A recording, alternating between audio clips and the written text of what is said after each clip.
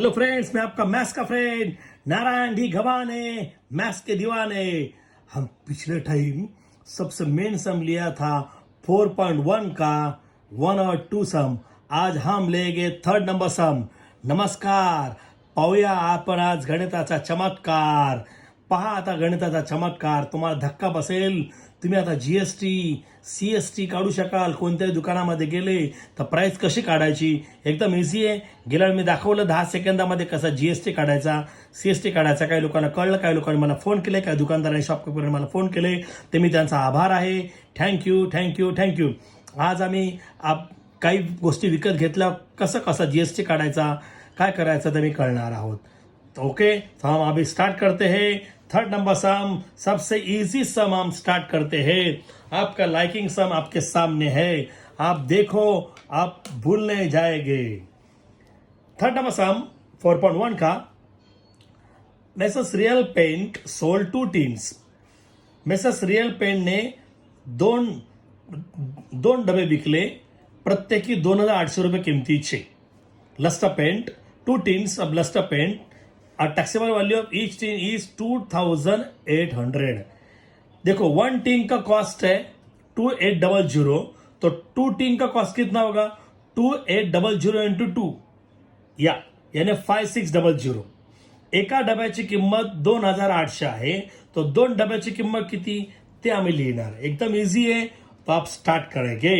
ये आप उठाएंगे, गणपति बप्पा मोरया, ये उठा के भी इधर लिखेंगे। ये सबसे इजी है मेरे फ्रेंड, ये बहुत इजी सम है। आप 3 मार्क्स के लिए वो खुश हो जाएंगे। Mrs Real Paint sold 2 tins of lustre paint, taxable value of each tin is 2800। आप इधर लिखेंगे।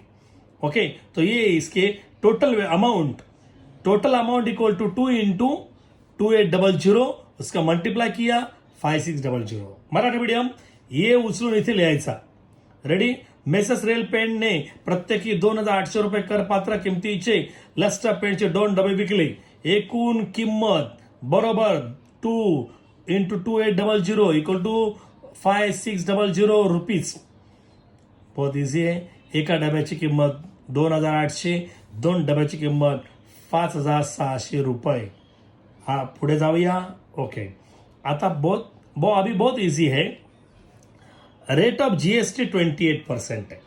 बोलो जीएसटी कितना है 28, ये लिखेंगे। Rate of GST is 28%। Marathi medium GST चा दर 28%। ओके, तो ये क्या बोला देखो, find the amount of CGST और एसजीएसटी। तो ये बहुत इजी है। तो ये जीएसटी कितना है 28 है। मैं पिछले टाइम बोला था जीएसटी 28 है, तो सीजीएसटी इसका हाफ होगा।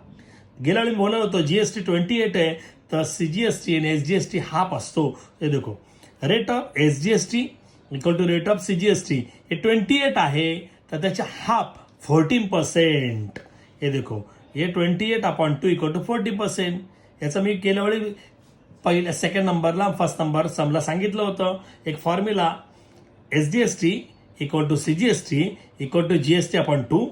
यानी जीएसटी किती आहे 28 आहे, 28/2 इक्वल टू 14%। तो 14% काढला तर 40%चा आन्सर काढायचा आहे। तर 14%, तो ये 56।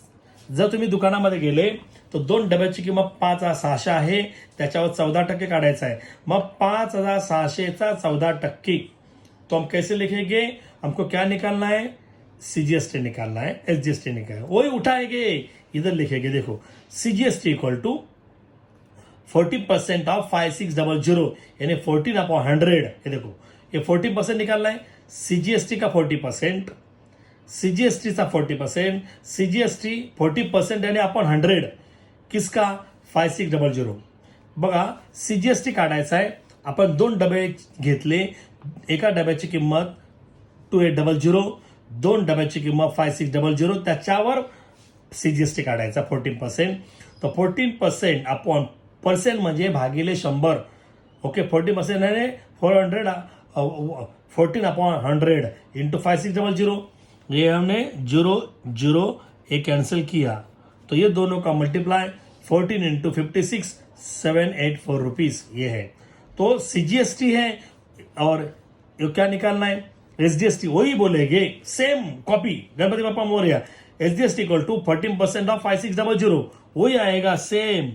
तो हम इधर कट करेंगे, उसका मल्टीप्लाई ये आया। ओके, तो ये आप बहुत इजी है, आप वापस लिख सकते हैं the amount of CGST, amount of CGST 784, SGST 784, वही सेम आहे। आप सपने में भी ये कर सकते हैं, आपण हे स्वप्नात पण करू शकता। परत एकदा ऐका, एका डब्याची किंमत एवढी आहे, मग 2 डब्याची किंमत 5600, त्याचा जीएसटी 28% आहे। मग सीजीएसटी काढा सांगितलं, एसजीएसटी त्याचा हाफ होणार, द रेट ऑफ एसजीएसटीचा दर बरोबर सीजीएसटीचा दर, तो 28/2 14%। मग तो आपल्याला काढा सांगितलाय सीजीएसटी आणि एसजीएसटी, तो सीजीएसटी इक्वल टू 14/100, क्योंकि ये परसेंट है, 5600 मल्टीप्लाई किया, 0 कैंसिल किया तो ये मल्टीप्लाई, एसजीएसटी दोनों सेम आएगा, बरोबर है। तो बार बार देखो, 1000 बार देखो, ये देखने वाली चीज है। अभी हम ले गए सम नंबर 4, अरे मेरे यार हम 4 लगाएंगे, देखो मेरे फ्रेंड, हम ले गए मैथ्स नंबर 4, 1.4.1 का 4th नंबर सम 4, अरे मेरे यार सबसे इजी सम। सब हम मोबाइल लेने को शॉप में गए, देखो मोबाइल लेने को गए तो आपको मोबाइल सपोर्ट 10,000 का मोबाइल है, आपको 10,000 में नहीं मिलेगा, उसको जीएसटी देना पड़ेगा। देखो ये जीएसटी निकालना है पड़े, बहुत इझी है। जर आपण एका दुकानामध्ये गेलो मोबाईल घ्यायला, समजा मोबाईलची किंमत आहे 10,000, त्याच्यावर तुम्हाला जीएसटी काढायचा, मग दोन्ही मिळवले का उत्तर झालं। आप खुद कर सकते हैं, जीएसटी निकाल सकते हैं। देखो the taxable value of wrist watch, समझो फ्रेंड को बोलो, आप वॉच देखो शॉपकीपर पे पहले आप जीएसटी निकाल सकते, चैलेंज है, ये ध्यान देना प्लीज, ये सबसे है, इनकम टैक्स वाले को भी है, आप खुश हो जाएंगे। The taxable value of wrist watch belt, आप रिस्ट वॉच बेल्ट लिया है, उसका कॉस्टिंग है 586 है, आपको 586 नहीं, उसको टैक्स भी देना पड़ता है, टैक्स के देश की प्रगति होती है, टैक्स दिलाच पाहिजे।